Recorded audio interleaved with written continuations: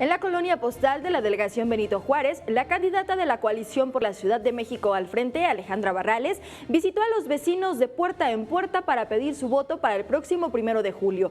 Posteriormente, en el Parque Odesa de la misma colonia y reunida con simpatizantes, refrendó su compromiso con la seguridad y señaló que uno de los problemas prioritarios por resolver en la capital es el abasto de agua, tema que, señaló, se ha dejado de lado y es una deuda social. Vamos a trabajar para garantizar el abasto del agua en esta ciudad. No podemos dejar que siga faltando agua en muchas colonias de esta ciudad. ¿Y saben por qué ha pasado esto?